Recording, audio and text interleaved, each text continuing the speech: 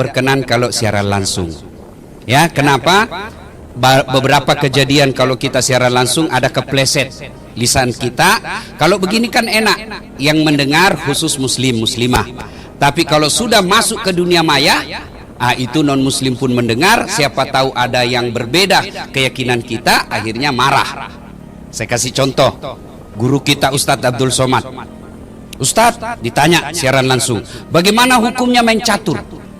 Beliau jawab, haram apabila azan berkomandan kalian masih main catur. Dipotong itu azan, maka yang nampak haram. Marahlah seluruh pemain catur dari Sabang sampai Merauke. Padahal ada di situ azan, kau tidak datang ya haram. Saya juga ditanya, Ustadz Das'ad bagaimana hukumnya main catur? Haram. Masa Ustadz? Haram. Kenapa bisa? Kau bunuh Perdana Menteri sama Raja. Ibu bapak saudara-saudara sekalian, kita simpan dulu handphone, kita dengar dulu ceramah. Wa qala idzan bismillahirrahmanirrahim. Innallaha wa malaikatahu yusalluna 'alan nabi. Ya ayyuhalladzina amanu sallu alaihi wa sallimu taslima. Sesungguhnya Allah dan para malaikatnya bersalawat kepada Rasulullah Muhammad sallallahu alaihi wasallam, maka wahai orang-orang yang beriman, bersalawatlah kalian kepada Rasulullah dengan sebaik-baik salawat. Suatu kali Nabi lagi duduk-duduk, Bu, bersama malaikat Jibril. Tiba-tiba Nabi melihat ada malaikat 1 juta jari-jarinya. Ibu-ibu berapa jari-jarinya, Bu? 10. Cacat dong. 20 dong, ada kaki. Ini malaikat 1 juta jari-jarinya. Nabi kagum. Jibril, malaikat apa itu? Oh, itu malaikat yang Allah hadirkan untuk mencatat air ketika hujan. Kira-kira ada yang bisa mencatat air hujan? Ada, Pak? Biar sebanyak duitnya Pak Sandi, tidak bisa dicatat itu. Ya kan? Kenapa tidak bisa dicatat air hujan? Jumlahnya banyak, jatuhnya bareng-bareng, laju. Biar banyak, kalau jatuh satu-satu bisa dicatat. Ini banyak bareng-bareng laju, tidak bisa dicatat. Begitu banyaknya. Lalu Nabi bertanya kepada malaikat pencatat hujan, wahai malaikat, apa betul kau mampu mencatat air ketika hujan? Ya, kau lihat ini saya sibuk mencatat. Saya catat yang jatuh di gunung, di laut, di darat, semua aku catat ya Muhammad. Satu yang tidak bisa aku catat, apa? Ketika umatmu berkumpul di rumah Pak Menteri Sandiaga Salahuddin Uno, mereka duduk bareng-bareng, lalu mereka bersalawat kepadamu bareng-bareng, saya tidak bisa mencatat betapa banyak yang Allah turunkan rahmat di rumah itu. Kalau Bapak tidak bisa memperbanyak amal dengan tahajud, tidak bisa memperbanyak amal dengan duha, tidak bisa memperbanyak amal dengan bangun masjid, tidak mungkin memperbanyak amal dengan haji tiap tahun, tidak bisa. Lalu perbanyaklah amal ketika duduk seperti ini, salawat bareng-bareng. Itu pahalanya lebih banyak daripada air yang hujan ketika turun hujan. Maka saya mau ajak kita salawat. Bisa? Bisa? Ayo kita ikut bareng-bareng. Salatullah salam ala toha rasulillah, salatullah salamullah ala yasin. Alhamdulillah. Bapak Ibu saudara-saudara sekalian teristimewa yang kita hormati, Bapak Menteri Pariwisata dan Ekonomi Kreatif, Bapak Haji Salahuddin, Bapak Sandi Salahuddin Uno, yang insya Allah dimuliakan dan dirahmati oleh Allah Subhanahu wa Ta'ala. Orang Australia, orang Eropa, orang Amerika datang ke Bali mengeluarkan uang ratusan juta hanya untuk melihat sawah yang bertingkat-tingkat. Itu orang Amerika, Eropa, Australia datang hanya untuk melihat sawah yang bertingkat-tingkat. Alhamdulillah saya tidak perlu keluar uang banyak-banyak. Ketika ada di kampung, saya pergi jalan-jalan sedikit tidak sampai 1 kilo, saya keluar dari rumah saya di kampung, saya sudah bisa melihat hamparan sawah yang ada di kampung saya. Orang-orang Eropa, Amerika, luar negeri datang ke Indonesia mengeluarkan duit sampai puluhan juta untuk apa? Melihat laut kita yang cantik pantainya dan putih pasirnya. Tunjukkan saya di Indonesia kabupaten yang tidak ada pantainya. Kita tidak perlu mengeluarkan duit untuk melihat pantai kita yang indah. Orang Amerika, Eropa, luar negeri datang ke Indonesia untuk apa? Melihat alam kita, mengeluarkan duit. Alhamdulillah kita Indonesia tidak perlu mengeluarkan duit. Bapak pergi ke Tanah Suci, begitu mau landing, apakah di Jeddah atau di Medina atau di Riyadh, begitu mau pesawat landing, apa yang kita lihat? Apa Bapak pernah melihat gunung yang hijau seperti di Indonesia? Di sana gunungnya coklat karena original batu, tidak ada rumputnya. Makanya mereka datang ke Indonesia, terutama ke Bogor, mengeluarkan duit sampai ratusan juta hanya untuk melihat gunung-gunung yang hijau. Kita alhamdulillah tidak perlu mengeluarkan uang untuk melihat hutan yang hijau. Pohon kita tumbuh subur. Alhamdulillah. Itu alamnya. Saya kumpulkan anak-anak kader-kader mubalik di Sulawesi.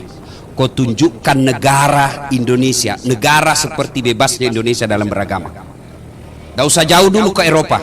Kita nyebrang ke tetangga kita, Malaysia. Di sana mau ceramah, tidak gampang orang ceramah, bos. Kau harus punya permit, izin dari pemerintah kerajaan, baru boleh kau ceramah. Sebelum ceramah, sampaikan dulu apa naskah ceramahmu kepada, kalau di sini setingkat Kementerian Agama, diperiksa dulu, baru boleh tampil ceramah. Indonesia, biar anak-anak yang baru belajar agama 1 bulan, sudah bisa ceramah di masjid. Cari saya negara yang bebas membangun masjid seperti di Indonesia. Malaysia, Bapak mau bikin masjid, biar Bapak punya duit banyak, tidak dikasih izin sama kerajaan, tidak bisa bikin masjid. Di Indonesia alhamdulillah, belum lagi rumah ibadah, belum lagi namanya pesantren. Saudi saja, Saudi pusat Islam, awal pergerakan Islam, bikin pesantren di sana. Pikir Bapak gampang? Tidak. Ceramah aja di masjid tanpa izin raja tidak bisa. Di Indonesia alhamdulillah, punya duit, kumpulkan anak-anak, bikin penghafal Quran, jadi pondok di rumah, tidak perlu izin, selesai. Itulah sebabnya saya sampaikan, adik-adik yang lagi belajar di Mesir, baru-baru saya datang, fakta-fakta kejadian inilah yang tidak boleh kau berhenti mencintai negaramu. Kita tahu negara kita belum sesuai harapan yang kita mau. Disuruh ngurus laut, malah ada dibajak laut. Disuruh ngukur hukum, malah mempermainkan hukum. Apa boleh buat? Tapi di sini kita lahir, di sini kita besar, di sini kita dakwah, di sini kita berkeluarga, di sini kita ngurus anak-anak istri kita. Maka inilah negara kita. Tidak boleh menjadi alasan untuk membencinya. Maka cara mencintai negara kita, 1, bersyukur. Gimana cara bersyukurnya, Ustaz? Pertama, bersyukur dengan melafazkan hamdalah. Kalau Bapak Muslim, alhamdulillahi rabbil alamin. Supaya berbekas di hati, ucapkan ucapan itu, usahakan ucapannya di mulut, kedengaran sedikit di telinga, dan ucapkan secara fasih. Kalau Bapak ucapkannya tidak terdengar telinga, kemudian ucapannya juga tidak fasih, biasanya tidak berbekas di hati. Alhamdulillah. Alhamdulillah, tak ikhlas betul. Ditelepon kawan, naik sahammu, alhamdulillah. Apa artinya itu, bos? Kan tidak berbekas di hati. Coba Bapak amalkan deh, coba Bapak amalkan. Kedengar sedikit di telinga, usap dada, alhamdulillahirabbil alamin. Pasti ada bekasnya. Kalau Bapak cuma ucapkan tidak ikhlas dan tidak, cara mengucapkannya juga tidak fasih, tak berbekas itu. Bapak berzikir 24 jam tapi tidak pasti caranya, tidak bagus pengucapannya, tidak ada bekasnya. Saya biasa heran di masjid, Pak Menteri, sama-sama subhanallah dibaca, sama-sama 33, sama-sama mulainya, saya baru 11 dia sudah sampai. Bila saja semula. Kalau sudah goyang kepala semula. Apa artinya itu semula? Dula. Ada dula di sampingnya, apa kau panggilkan saya? Siapa panggilku? Itu saya dengar tadi dula. Ucapkan dengan fasih. Alhamdulillahi Rabbil Alamin. Langkah pertama. Jadi tadi Pak Menteri umumkan, alhamdulillah pergerakan ya naik. Alhamdulillahi Rabbil Alamin. Yang kedua, anjuran agama, sujud syukur. Bagaimana cara sujud syukur? Sama sujudnya ketika sholat, cuma tidak harus ada rukunya, tidak harus ada wudunya, dan tidak harus di tempat ibadah, rumah ibadah. Nah, di mana saja. Tiba-tiba dapat kabar, alhamdulillah anakmu lulus PNS. Alhamdulillahi Rabbil Alamin. Perhatikan, tempat sujud di kantor samping meja sujud. Apa yang kita ucapkan? Terserah ibu, boleh dengan kreativitasnya masing-masing, boleh dengan kalimat ini, ya Allah, terimalah sujud hamba ini sebagai tanda terima kasih dan syukur hamba kepadamu atas nikmat yang engkau berikan kepadaku. Sujud. Di mana Ustaz? Samping meja kerja boleh. Di mana boleh? Di teras. Ketika lagi duduk-duduk tiba-tiba bersujud boleh. Jalan raya boleh, yang penting tidak ada lalu lalang mobil. Kalau ada bos, kau ditabrak mobil, belen-belen namanya itu. Ya, jelas. Sujud syukur. Yang ketiga, caranya seperti yang dijelaskan tadi Pak Menteri, adalah bertafakkur. Apa itu tafakkur? Evaluasi diri. Apa yang dievaluasi? Satu, kalau kita berkaitan dengan tahun, sudah seberapa banyak umur yang kita lakukan Allah berikan ini untuk kebaikan. Bapak-bapak, tahu enggak? Ketika kita di padang mahsyar, padang mahsyar itu kata Nabi, seluruh manusia dikumpul dari Sabang sampai Merauke, dari Adam sampai kiamat. Berapa triliun manusia itu? Bayangkan Pak, berapa triliun manusia dari Adam sampai kiamat, dan kita kumpul satu tempat dan dipanggil satu-satu dan diadili oleh satu Khalik, satu Allah, satu loket. Ini kan baru-baru kita vaksin toh, Gelora Bung Karno, ribuan orang ngantri dari pagi sampai sore, pasti giliran habis vaksin ulang lagi besok. Padahal kita ngantri dari pagi, ngantrinya ada musik kita dengar, ngantrinya ada konsumsi, ngantrinya di bawah tenda, kadangkala ada AC-nya. Di padang mahsyar jangan pikir ngantrinya ada konsumsi, tergantung amal. Dan pada saat itu kita dipanggil satu-satu. Siapa dulu yang dipanggil? Nenek kita yang duluan wafat? Tidak. Siapa dulu dipanggil? Nama-nama Islam dulu. Abdurrahman, Abdul Jabbar, Sandiaga Salahuddin Uno, Dasat Latif. Itu dulu dipanggil. Tony, Joni, Rudi, Ningsi, Nining, Titi, Tuti. Di belakang dipanggil juga Pak, tapi di belakang. Pak, ini silahkan baca di kitab Durratun Nasihin. Dipanggil juga, tapi Bapak lama panggilnya. Gimana kalau sudah terlanjur nih Ustadz namaku ini? Misalnya namanya sudah terlanjur Lionel Messi. Gimana itu Ustaz? Ya sudah diislamkan hari ini, masuk tahun baru. Gimana cara mengislamkannya? Tidak usah diubah kita punya ijazah, cukup tambah di depannya Muhammad Lionel Messi. Tidak nyambung Ustaz, biar aja, yang penting kau selamat di akhirat. Ya kan? Masih ingat? Ya ketawa bos, saya serius ini. Jadi Bapak bayangkan yang punya nama-nama lain-lain, islamkan tahun baru. Tidak mesti dirubah ijazah tidak berlaku di akhirat. Mulai besok kita grup WhatsApp semua. Mulai hari ini demi menyempurnakan keislaman saya. Misalnya namanya tadi Desi Ratnasari, misalnya kan? Kita tambah di situ Siti Desi Ratnasari. Tidak nyambung Ustaz. Biar yang penting aman di akhirat. Bapak masih ingat almarhum Bapak Presiden, Bapak Pembangunan Republik Indonesia, Pak Harto. Sebelum haji di TV-TV waktu itu didominasi oleh TVRI, nama beliau hanya Soeharto. Setelah haji dan diislamkan namanya raja waktu itu, lalu ditambah dengan nama Muhammad Soeharto, istri beliau ditambah Siti di depannya. Panggillah kita satu-satu, dan pada saat itu ya diperiksa kita. Maka cara bersyukurnya adalah dengan sujud syukur lalu evaluasi. Dan di padang mahsyar ada 4 pertanyaan dulu, seleksi berkas lah kira-kira. Seleksi berkas. Jadi sebelum berangkat kaki kita, kata Nabi, sebelum beranjak kaki kita di padang mahsyar kelak, ada 4 pertanyaan yang disodorkan untuk dijawab. Hari ini sebagai tanda terima kasih saya kepada Pak Menteri yang mengundang saya di sini, saya bocorkan ini soal. Silakan siapkan jawabannya. Ya, tidak usah kasih tahu yang tidak hadir. Nah, satu yang akan ditanya adalah umurmu kau gunakan untuk apa? Bapak sudah bisa jawab itu. Yang berkaitan umur ada 2 pertanyaannya. Lalu dijawab lagi, masa mudamu kau gunakan untuk apa? Sudah, silakan. Pak Sandi pasti sudah bisa tahu masa mudanya apa. Ya. Pertama kali saya lihat Pak Sandi ini waktu saya kuliah di Jalan Utama Makassar. Waktu itu saya ingat sekali iklan Bank Bukopin warna kuning. Saya ingat sekali, saya bilang, gagah betul ini, kayak orang bule, ya kan? Di situ Bank Bukopin, Sandi S Uno. Saya, oh mungkin anaknya Ibu Min Uno ini. Kan zaman saya sekolah, Ibu Min Uno terkenal juga sampai sekarang, ya.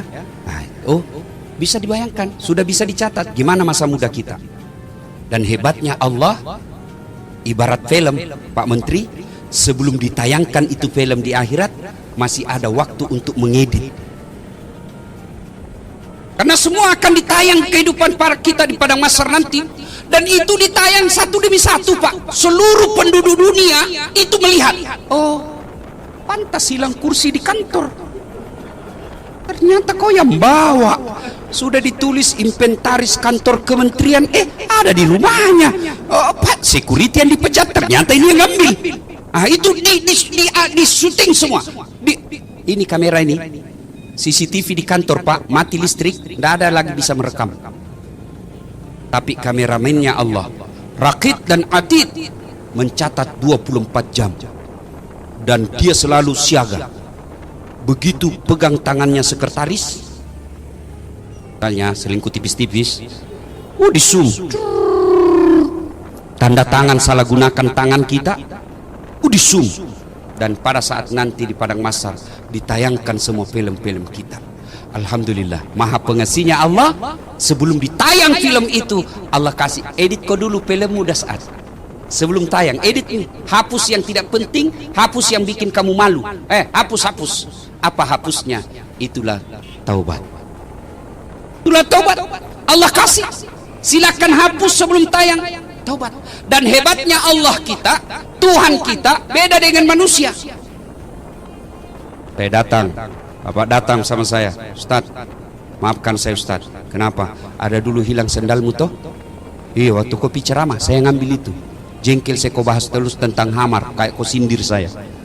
Saya sudah taubat, saya ngambil sendalmu. Saya bilang apa? Oke, saya maafkan kau, tapi jangan kau lagi lewat depan rumahku. Masih ada syaratnya.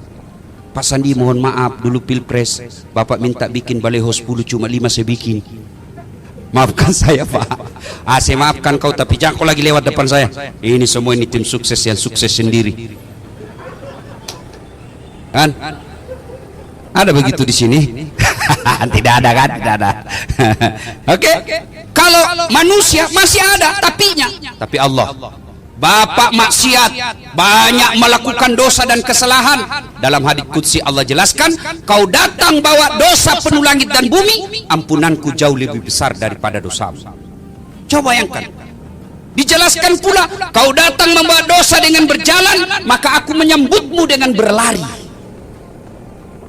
Dan hebatnya lagi Allah, Tuhan kita datang mengakui dosa dan kesalahan kita, Allah kasih hadiah. Apa hadiahnya? Innallaha yuhibbut tawwabina. Saya cinta kepada hambaku yang bertobat. Sudah salah, sudah maksiat, sudah ngaku dosa, datang mengaku dosa, lalu Allah katakan, saya cinta kepada hambaku yang bertobat.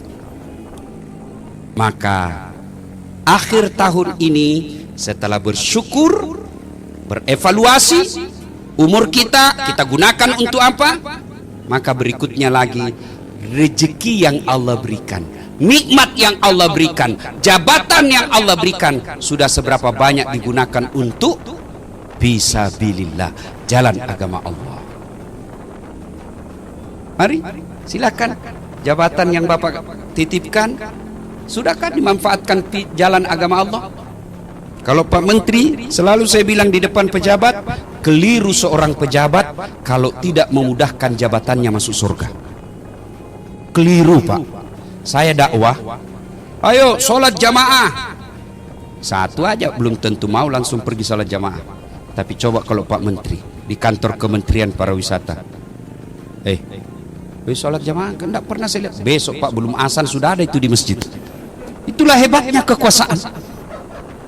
Iya Pak, Bapak sholat jamaah di masjid kantor kementerian, Assalamualaikum warahmatullah, Assalamualaikum warahmatullah. Langsung Bapak panggil ajudan. Tidak pernah juga saya lihat itu Pak, ini nih Pak, asisten itu, eselon itu sebut namanya, ajudan telepon, Pak, Bapak dicari sama Pak Menteri di masjid. Besok Pak belum azan sudah ada di dalam Pak. Itulah hebatnya kekuasaan.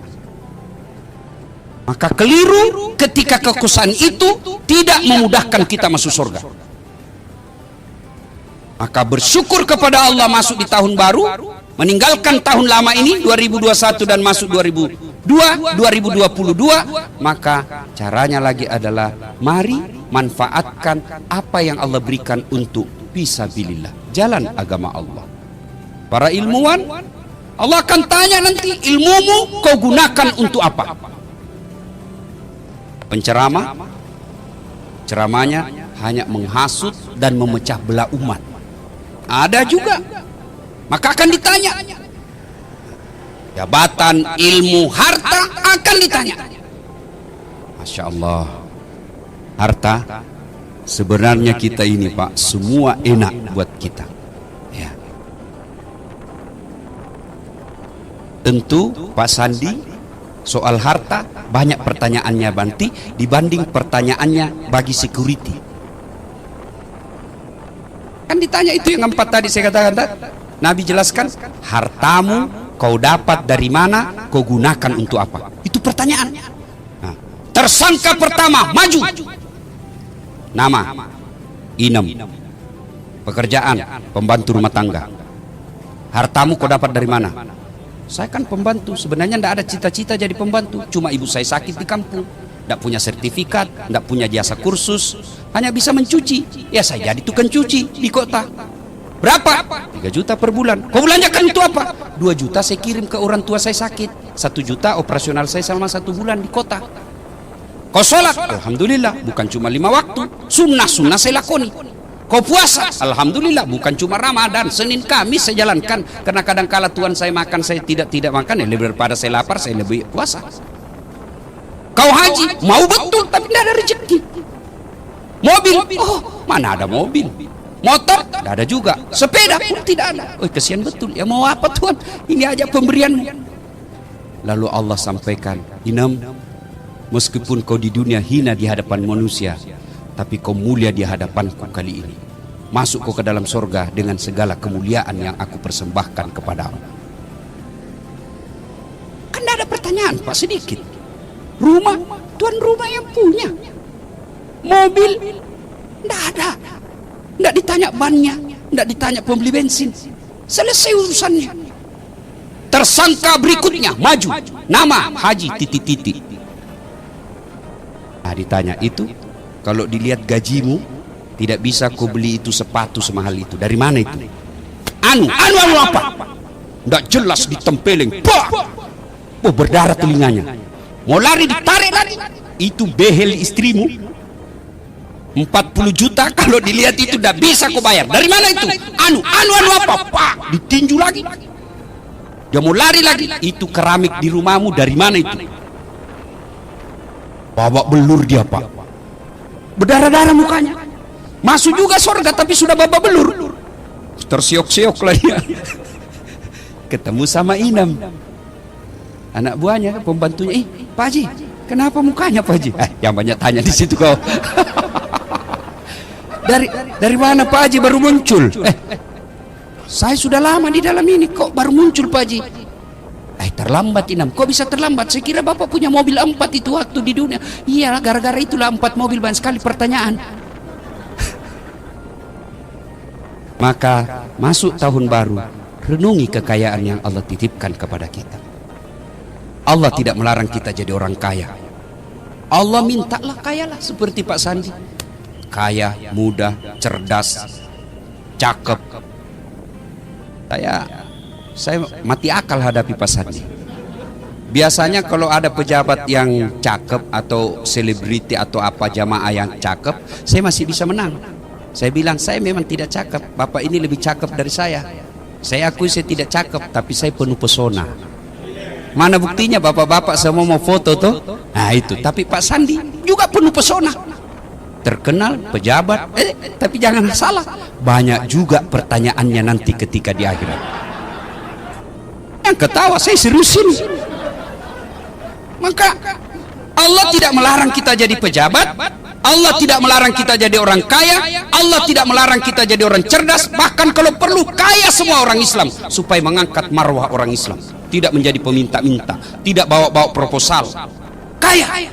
Tapi ingat, Allah cuma minta jangan kau takabur, jangan kau sombong, karena cerdas, cakep, punya jabatan, itu pintu masuknya setan. Dan setan masuk dengan bisikan apa? Sombong. Fir'aun cakep, penguasa, cerdas, berwibawa, punya pasukan, sampai istananya pun kadangkala dihiasi dengan perhiasan emas. Begitu kayanya Fir'aun. Tapi puncaknya, silau dengan semua itu, akhirnya dia sombong, dan puncak kesombongannya dia lantik dirinya menjadi Tuhan. Allah murka kepadanya, dilaknat Allah, haram masuk surga, diabadikan dalam neraka, dan tidak ada manusia yang senang itu Fir'aun. Padahal dia populer, ada namanya dalam Quran. Coba, cerdas, kaya, pejabat, tidak ada manusia yang senang sama Fir'aun. Mana buktinya? Sampai detik ini tidak ada satupun manusia yang mau kasih nama anaknya Fir'aun. Oh ya nak, itu Fir'aun, tokoh itu nak, ada namanya di Quran. Saya kasih kau nama Fir'aun. Begitu Allah laknat Fir'aun, namanya pun tidak ada orang senang. Padahal dia kaya. Maka mohon maaf bagi kita yang Allah titipi kekayaan, Allah tidak melarang kita kaya. Allah hanya minta syukuri dengan cara apa? Bersedekahlah, bayar zakatmu. Kenapa itu ayat? Saya setiap ceramah Pak, selalu setiap saya ceramah pasti saya bacakan ayat itu. Ya ayyuhalladzina amanu taqullaha haqqa tuqatih wa la tamutunna illa wa antum muslimun. Itu dibaca tiap Jumat. Kalau di kantor Pak Menteri ada pengumuman dari Pak Menteri, ada titah perintah Pak Menteri yang harus dibaca setiap Jumat, pasti itu perintah penting. Ayat ini Jumat dibacakan khatib, berarti ayat ini penting. Jangan kamu mati illa kecuali wa antum muslimun, dalam keadaan beragama Islam. Insya Allah Bapak tidak akan wafat dalam berzina. Insya Allah kita tidak akan wafat dalam keadaan mabuk. Insya Allah kita tidak akan wafat dalam keadaan korupsi. Tapi yang membuat kita bisa mati dalam keadaan kafir, hubbi aklil haram, baru saja makan uang haram. Apa yang menyebabkan uang dan penghasilan kita haram? Adalah enggan membayar zakat. Gaji Bapak sebagai PNS 10 juta, halal, murni halal, itu jeripaya Bapak. Tapi ingat, di 10 juta itu Allah wajibkan kita keluarkan zakat penghasilanmu 2,5%. Sehingga ketika tidak dikeluarkan yang 2,5% itu, yang 2,5% itulah yang mengotori yang 97,5%. Saya kasih contoh, mohon maaf Pak Menteri. Ini anggaplah ini gaji, air putih. Ini halal atau haram? Halal, bersih, suci, halal. Penghasilan kita.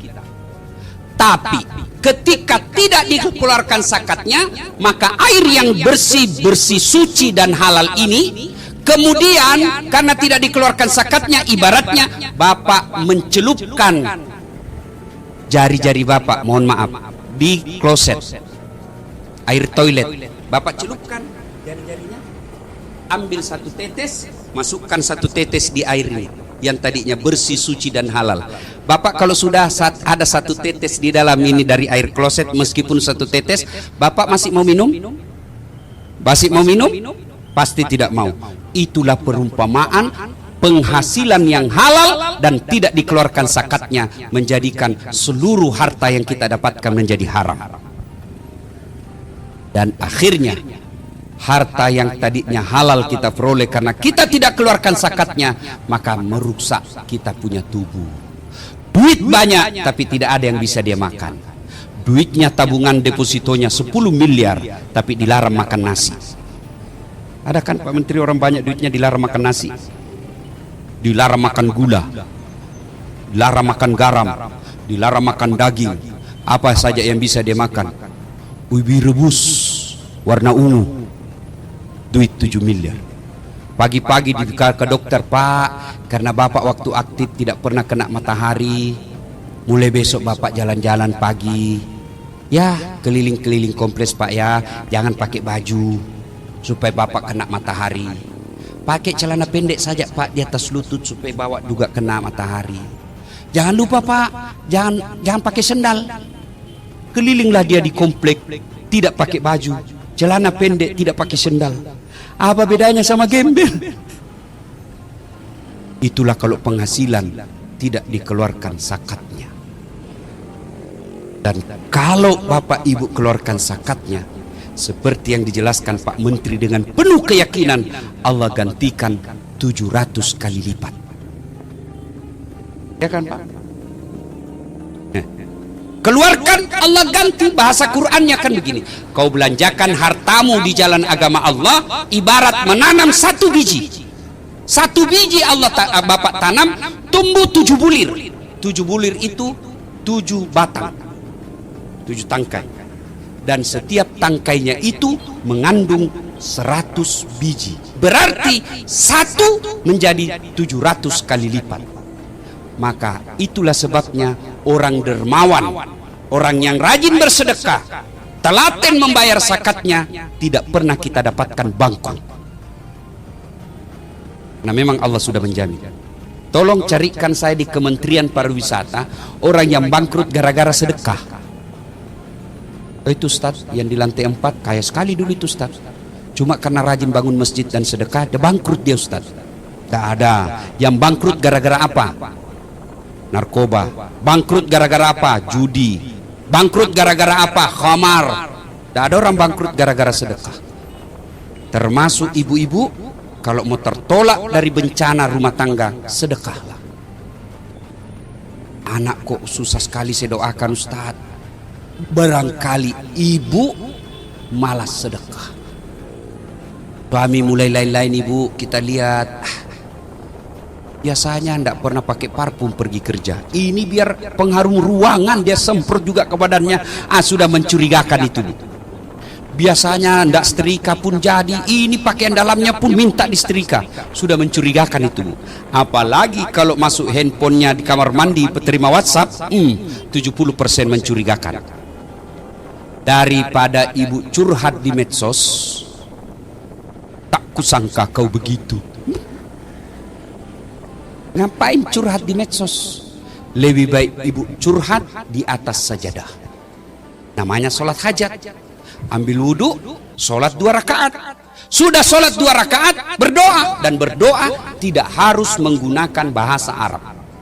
Jadi tidak boleh juga dikatakan berdoa bukan orang Arab, tidak ya, itu tidak boleh kita menyamakan Tuhan dengan manusia. Jadi maknanya mungkin yang mengatakan gitu, bahwa Allah bahasa apapun boleh kita berdoa dengan bahasa apa saja. Mau bahasa Padang boleh, bahasa Gorontalo boleh, bahasa Bugis boleh, bahasa isyarat pun boleh.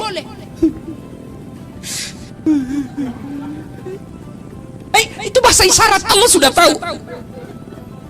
Sudah itu ibu, sudah ya Allah, saat yang membolak-balikkan hati suamiku. Tidak mungkin saya bisa menjaga suami saya 24 jam. Saya periksa HP-nya, ternyata masih ada yang dia sembunyi. Engkau maha memelihara, palingkan hati suamiku kepadaku. Lindungi dia dari wanita jahat, buat dia pusing kepalanya kalau dia tidak lihat saya 1 jam. Dikabulkan doanya.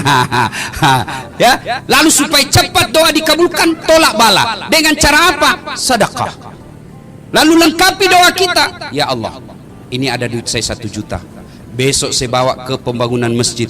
Tolak bala. Mudah-mudahan 1 juta itu Allah melindungi suami saya dari wanita jahat. Bismillah. Coba ibu amalkan. Cuma yang jadi masalah kalau suaminya juga bangun sholat tengah malam. Karena dia sudah tahu juga rumusnya. Ya Allah, capek sudah saya menghadapi istri saya, Allah. Ada duit, tidak ada duit, marah aja kerjanya, ya Allah. Ya Allah, ini ada duit saya, tolak balas 1 juta, ya Allah. Saya bawa ke panti asuhan. Mudah-mudahan tolak balas 1 juta ini, istriku ikhlas saya kawin lagi. Bingung malaikat, yang mana ini dikabulkan? Ayo sedekahlah, sedekahlah tolak bala. Saudaraku yang ada di kantor kementerian ini, Bapak mau mendapat posisi yang baik, tidak usah cari muka sama Pak Menteri. Bapak sudah Allah berikan muka yang baik. Tidak usah cari, ada juga itu pegawai. Kalau di depan menterinya kan tidak punya harga diri. Ya Pak, ya Pak. Santai mako cowok. Menteri ada pensiunnya. Ganti lagi, cari muka kau lagi. Ganti lagi, cari muka lagi. Capek. Cari muka kepada Allah. Kalau Allah yang takdirkan kamu pada posisi, satu dunia yang mau menghalangi tidak mampu. Tapi kalau Allah yang menghalangimu, tidak ada yang mampu mengangkat. Maka lebih baik minta kepada Allah. Caranya berdoa, sudah itu tolak bala dengan sedekah. Apa diamalkan? 3, yang keempat, nasihat buat kita memasuki tahun baru. Mari kembali evaluasi rumah tangga kita masing-masing. Kesuksesan kita lebih utama di rumah, bukan lebih pada kantor. Rumah saja. Dan yang paling real, lihat anak kita. Saya yakin Pak Sandi bisa seperti ini bukan karena beliau yang hebat. Bukan. Dasat Latif dan kita para eselon yang hadir di tempat ini bisa seperti pencapaian seperti ini bukan karena kita yang hebat, tapi ibu bapak kita yang didik dan doa-doa dari ibu bapak. Maka tahun ini kalau bapak bersyukur, mari kembali caranya muliakan orang tua. Tidak ada kemuliaan seorang hamba di hadapan Allah ketika dia tidak tahu memuliakan orang tuanya. Tak ada itu. Kenapa ya rumah tangga saya kok susah betul bahagia? Ayo koreksi, servis kepada orang tua. Koreksi.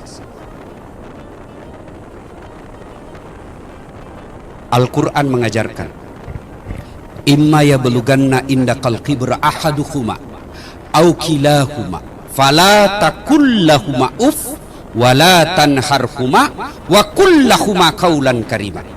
Yang kurang lebih terjemahan ayat ini, apabila kedua orang tuamu sudah uzur, sudah lanjut usia, pasti karena dia sudah lanjut usia, kita ambil, simpan di rumah. Ketika itu pasti timbul dan akan muncul cobaan sebagai anak.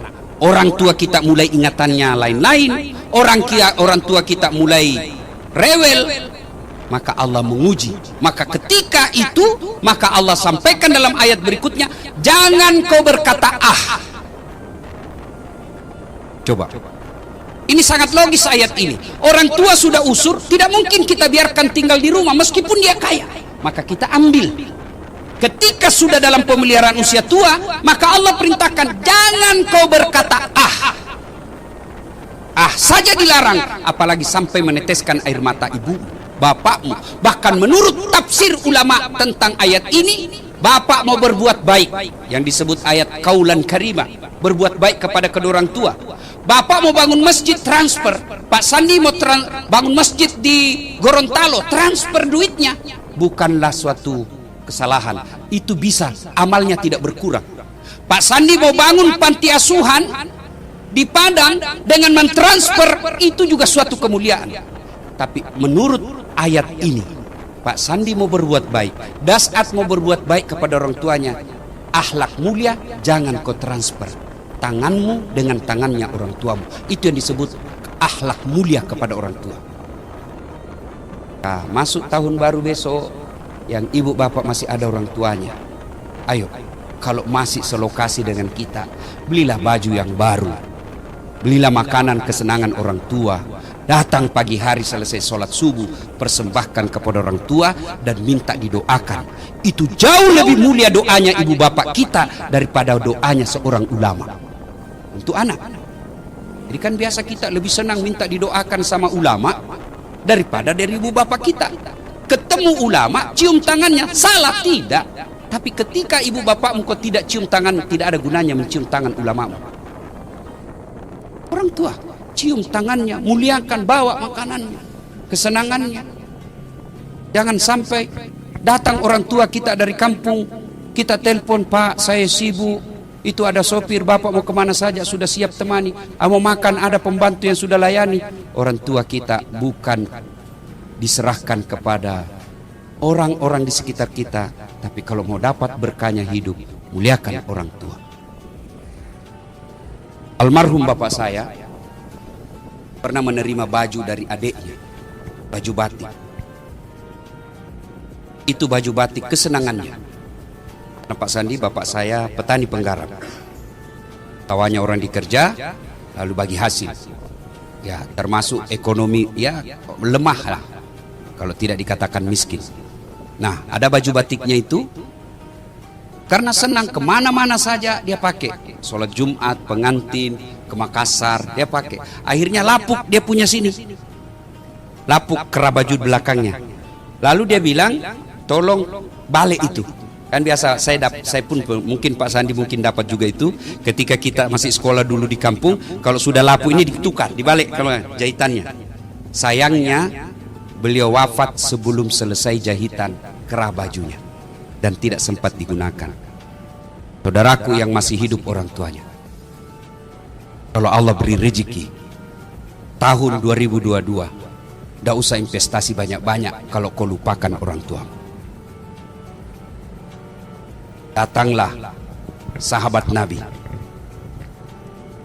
yang mengumrohkan orang tuanya dengan cara apa? Dia pikul di pundaknya, Salman Al-Farisi, sampai melepuh pundaknya. Kenapa? Karena dia pikul ibunya dari Madinah ke Mekah, hampir 500 km. Lalu datang mengadu kepada Rasul dan bertanya, ya Rasulullah, apakah kebaikanku itu yang memikul ibu saya? Kalau di kampungku namanya didenge. Saya tidak tahu apa bahasa Indonesianya itu, kalau orang tua kita simpan di sini. Gendong ya. Ya. Apakah kebaikan saya itu menggendong orang tuaku umroh sampai melepuh ini sudah seimbang dan mampu membalas kebaikan ibuku kepadaku? Nabi jelaskan, alhamdulillah kau sudah termasuk anak yang soleh, tapi demi Allah kau belum bisa membalas kebaikan ibumu. Kok bisa begitu? Lalu ditanya, waktu kau umrohkan ibumu, apakah ada darah dari tubuhmu yang menetes? Tidak ya Rasulullah. Ketahuilah ketika ibumu melahirkanmu, bukan menetes 1-2 tetes, tapi beberapa darahnya keluar untukmu, dan di dalam tubuhmu ada darahnya ibumu yang mengalir. Maka saudara, kalau setahun-tahun yang berlalu ini hidup kita kok tidak bisa bahagia, cita-cita kok jauh dari harapan, bisa jadi kemungkinannya sangat yakinkan bahwa kita tidak melayani orang tua dengan sebaik-baiknya. Aneh tentunya kita sebagai anak, ketika ada acara-acara hari besar, kita datang kepada pejabat kita lebih dulu ke rumahnya, cari muka. Sementara orang tua, jangankan kita sapa, kita telepon pun kadangkala kita lupa. Ketika pejabat kita menelpon, di saluran lain ibu kita juga menelpon. Biasanya kita terima teleponnya ibu, lalu kita bilang, Bu tunggu ya, menelpon saya punya kabak, menelpon saya punya dir. Terbalik saudara, terima teleponnya pejabat kita, atasan kita, mohon maaf Pak, 5 menit setelah ini saya telepon balik karena orang tuaku lagi menelpon. Itu akhlak mulia, dan Anda tidak akan dihinakan oleh makhluk manusia ketika engkau memuliakan orang tuamu. Ibu bapak saudara-saudara sekalian, banyak yang ingin kita sampaikan, tapi waktu jualah yang membatasi kita. Dan pada akhirnya tahun baru ini, mari kita songsong dengan penuh keyakinan, dengan penuh optimisme, hilangkan sakwa sangka, hilangkan sangka buruk, karena Allah berfirman, ana inda sanni abdi bi, saya tergantung sangkanya hambaku. Kalau dia sangka 2022 sukses, segala sukses, maka aku berikan kesuksesan seperti yang dia sangkakan. Kalau dia berprasangka buruk, maka aku berikan seperti apa yang dia sangka burukkan. Maka kita orang bule mengatakan optimis dengan positive thinking. Kalau kita umat beragama mengatakan sangka baik kepada Allah dalam kehidupan ini. Semoga Allah memberkati kehidupan kita yang lalu dan yang akan datang. Mari kita tutup ceramah kita ini dengan berdoa kepada Allah Subhanahu wa taala. Kita awali dengan mengirimkan suratul Fatihah kepada Rasulullah Muhammad sallallahu alaihi wasallam. Khasiat dan keutamannya kita ikhlaskan untuk sahibul bait. Ila hadratin Nabi Mustafa Muhammad sallallahu alaihi wasallam, summa hususil sahibul bait. Al-Fatihah. A'udzu billahi minasyaitonir rajim. Bismillahirrahmanirrahim. Alhamdulillahi rabbil alamin. Iyyaka na'budu wa iyyaka nasta'in. A'udzu billahi minasyaitonir rajim. Bismillahirrahmanirrahim. Allahumma shalli ala sayidina Muhammad wa ala ali sayidina Muhammad. Allahumma ighfir lil mu'minina wal mu'minat wal muslimina wal muslimat al ahya'i minhum wal amwat innaka sami'un qaribun mujibud da'wat wa kadiyal hajat. Allahumma ighfir lana wa liwalidayna warhamhuma kama rabbayana. Allahumma inna nas'aluka salamatan fid din, salamatan fid dunya wal akhirah, wa afiatan fil jasadi, wa siyadatan fil ilmi, wa barakatan fil rizq, wa taubatan qablal maut, wa rahmatan indal maut, wa maghfiratan ba'dal maut. Allahumma hawwin alaina fi sakaratil maut, wa najata minan nari wal afwa indal hisab. Ya Allah, Zat yang Maha membalas, balaslah segala kebaikan orang-orang yang telah mewakafkan waktu, harta dan ilmunya untuk acara ini. Angkat harkat dan martabatnya, wujudkan cita-citanya, bahagiakan keluarganya, dan jika kelak menghadap kepadamu, hadapkan dalam iman dan Islam. Ya Allah, ya Rabbi, ya Karim, di kantor Kementerian Pariwisata ini, ya Allah, kami mencari nafkah dan memperbaiki karir kami. Jadikan segala pekerjaan kami berkah, jadikan segala penghasilan kami berkah, lalu jadikan kami pandai bersyukur kepada segala nikmat-Mu, ya Allah. Ya Allah, ya Rabbi, ya Karim, Zat yang beri hidayah dan pertolongan, tolong dan berikan hidayah kepada kami, Allah. Perbaiki akhlak kami, ya Allah. Perbaiki lisan kami, ya Allah. Perbaiki segala penghasilan kami, ya Allah. Engkau yang Maha memperbaiki, maka perbaikilah segala keburukan-keburukan yang telah kami lakukan. Rabbana innana sami'na munadi yunadi lil iman an amanu bi rahmatika ya arhamar rahimin. Rabbana atina fid dunya hasanah wa fil akhirati hasanah wa qina adzabannar. Subhana rabbika rabbil izzati amma yasifun wa salamun alal mursalin walhamdulillah.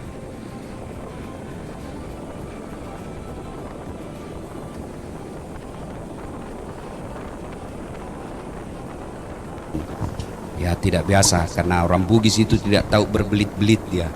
Dia langsung saja, kalau orang Bukin pantun, aku melihat ada bunga di dalam taman, padahal maksudnya cewek cantik. Kalau orang Bugis dia bilang, cantik anakmu, bagaimana kalau saya lamar? Nah, itu dia langsung begitu saja orang Bugis, ya. Saya berpantun untuk menghargai Pak Menteri, ya, tapi jangan masukin dalam hati.